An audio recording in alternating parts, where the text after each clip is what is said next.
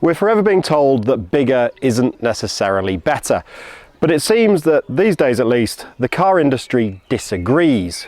Due to a slew of legal requirements, you've got emissions, safety, electrification, car manufacturers are building bigger and bigger cars. That's partly so they can fit everything in one box, and it's partly because, frankly, there's not much profit in small vehicles. Even Smart has fallen foul of this and now is building big SUVs like this one. This is the new #5, and although it doesn't look that big, it is actually a rival to the likes of the Skoda Enyaq and the Volkswagen ID.4. But competing with these cars isn't easy. They're established brands, established products, and customers love them. But Smart thinks that the new #5 has what it takes to take them on. And at first glance at least, things look good. Yes, it does look a little bit like a Jeep Renegade was described down the phone, but it's quite a stylish thing, particularly in this matte grey and red colour scheme. This car is also helped by being the top of the range Brabus model. Now, we're not expecting it to be a big seller, but it is a good way of showcasing all the kit that you can get. The question is this car, either in Brabus or any other form, really good enough to mix it with the ever popular Enyaq? Normally we would discuss the various pros and cons of a car's interior from the driver's perspective, but actually in the #5 it's the passenger side that's the more interesting thing.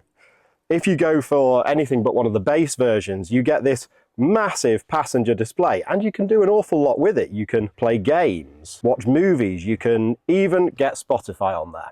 That's all well and good, but the driver can see it, and it is a little bit distracting. Although it must be said, not quite as distracting as the little lion avatar that sits on the screen for no apparent reason. Aside from all that though, the technology in here is actually remarkably good. The screen responds really quickly to any inputs. It gives you a really clear view of what's going on. There's also a very good digital instrument display and an even better head-up display. And the controls are largely easy to understand. Better still, there's a huge amount of room in here. The back seats are really spacious, and the boot is huge. Not quite as big as the Skoda Enyaqs, but still way bigger than anybody's going to need. Build quality is also excellent. The fit and finish in here is very good indeed. The materials are excellent, and frankly, it feels every bit as premium as we're expecting the price to be. Smart hasn't quite confirmed how much this is going to cost in Ireland, but we are expecting it to be a little bit more than the Enyaq. But on this showing, it probably deserves to be. The #5 is available with a choice of 2 batteries. You can have the 74 kilowatt hour option, or you can have the larger 100 kilowatt hour version. The 100 kilowatt hour one is probably the one to have. Although only 94 kilowatt hours of that is usable, it's enough for a range of, well over 500 kilometers, and although it's not that efficient, that's going to be more than enough. It also offers 400 kilowatt charging. That's not all that much use in truth, because, well, where can you find a 400 kilowatt charger? However, Smart say, and they have a point, that 400 kilowatts is a kind of future-proofing thing, so when that charging is available, you'll be able to make use of it. It also means that if you hook up to one of the fastest sort of 350 kilowatt hour chargers, then you will be able to make the most of it.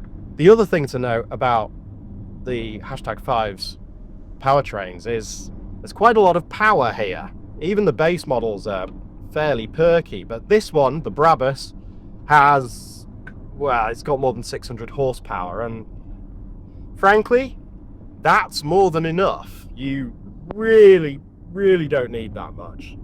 And when I finally find a straight bit of road, Jesus, yeah, yes, you don't need that much. That's lots. If you like statistics, 0 to 100 kilometers an hour takes 3.8 seconds, and that is way more than you need. It's stupidly quick, really. It's supercar performance, and it's completely pointless.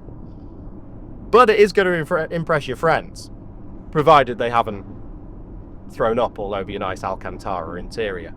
Because it does have much the same suspension as any other #5, it's very comfortable, and rides really, really nicely. But you do notice the odd bump show through, partly because the car's very heavy, and partly because this one rides on 21-inch alloy wheels and they're much too large. The trade-off for that is handling. While this thing steers quite nicely, it does feel a little bit over-assisted, and it's perfectly happy in corners, no more or less than any of its rivals. But it doesn't feel quite as fun as you might expect from a Brabus. Happily though, if you go for a lesser version, it will feel almost exactly the same, just a little bit slower, and frankly that's probably a good thing. In fact, it is a good thing, because you'll just be left with a comfortable car that's quick but not stupidly so, and goes further on a single charge. If you get a single motor version of this, you can increase the range quite noticeably.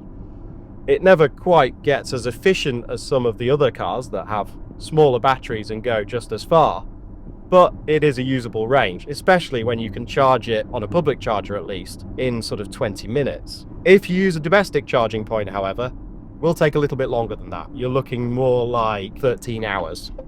Now, while 13 hours is fine if you're fast asleep, it's probably not enough to charge fully while you're at work or anything like that. So you will have to do a little bit of careful planning when it comes to charging it up. But if you can do more than 500 kilometers on a charge, and this thing is doing reasonable economy. I mean, I haven't been hanging around in it today and it's done 20 odd kilowatt hours per 100 kilometers. So what's that, a real world range of 400 kilometers on the motorway? Not terrible. In summary then, the hashtag 5 is surprisingly capable. You might expect it to be a bit of a oddball that's sort of quirky for the sake of being quirky, but not a bit of it. This thing actually drives very nicely, rides well, performs impeccably, and it's really nice inside. The cabin quality is very good. The tech has its foibles, but it's nothing that can't be solved with a few updates here and there. And considering what the tech is like in the hashtag 1 and the hashtag 3, the hashtag 5 has taken it to a new level. It's great. That passenger display, some will love it, some will hate it, but it doesn't come as standard on the base models, so you can always avoid it if you don't want it. And I think if you got a lowlier spec than this, if you got a mid-range rear-wheel drive single motor version, bit more range, a little bit less power, you'd have a very, very capable electric SUV. Without pricing information, it is difficult to reach a firm verdict on the hashtag 5. But we do know that this is going to be a very worthy rival to the likes of the Skoda Enyaq, the ID4 and the Ford Explorer. It isn't perfect, it has its odd foible here and there, but it's a very comfortable car, it's a very roomy car, and it's quite pleasant to drive. Things are looking good for Smart.